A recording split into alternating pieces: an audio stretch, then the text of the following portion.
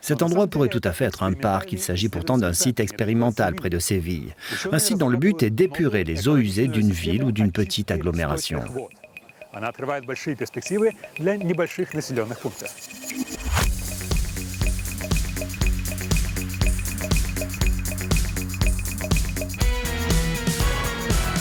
Ici, pas d'odeur d'égout, pas de moustiques non plus ou de bâtiments industriels. Les eaux usées de la petite ville de Carrión de los Esperes sont purifiées ici de façon naturelle grâce à des micro-organismes qui prospèrent dans le sol. Ça, ce sont les eaux usées qui viennent de la ville et que nous traitons dans l'unité expérimentale. Les chercheurs utilisent une bactérie électroactive qui produit de l'électricité tout en décomposant les matières organiques. Et ça, c'est le résultat final. Vous voyez la différence ? Les avantages sont évidents. La bactérie électroactive peut purifier l'eau 10 fois plus rapidement que d'habitude si on arrive à extraire les électrons ainsi produits. C'est la raison pour laquelle ces zones humides expérimentales sont dotées de matériaux conducteurs d'électricité. Les eaux usées arrivent dans ce système qui n'est connecté à aucune autre source d'énergie externe.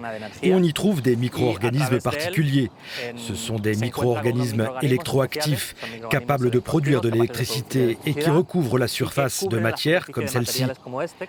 Des matériaux électroconducteurs et qui agissent comme des supports physiques et qui en même temps aident à accélérer le processus métabolique impliqué dans l'épuration de cette eau. En fin de compte, on obtient cette eau propre sans apport d'énergie et une eau qui ne comporte aucun résidu polluant. Voici comment un système compact peut répondre aux besoins d'une petite communauté. Les eaux usées d'une fosse septique passent au travers d'un biofiltre végétal, devenant ainsi une eau prête à être utilisée pour l'irrigation. Ici, jusqu'à 25 000 litres par jour.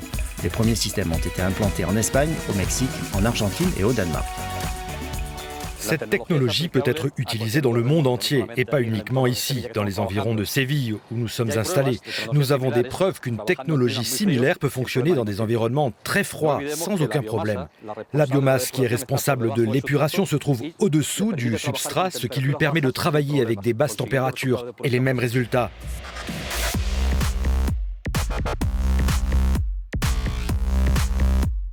Ici, au Danemark, les chercheurs qui travaillent sur ce projet sont en train de tester différents matériaux électroconducteurs pour trouver les plus efficaces et les moins chers.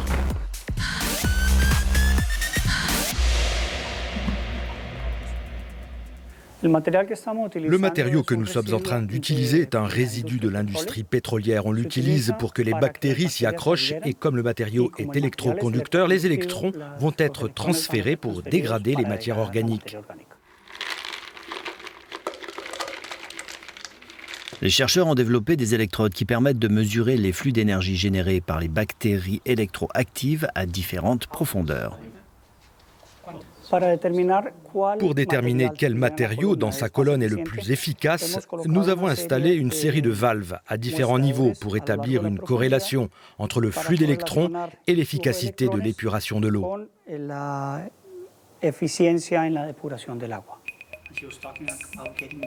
D'autres recherches vont porter sur des matériaux électroconducteurs plus écologiques pour avoir une façon rapide et propre d'épurer les eaux usées. Un progrès significatif dont on espère qu'il se répandra largement sur la planète.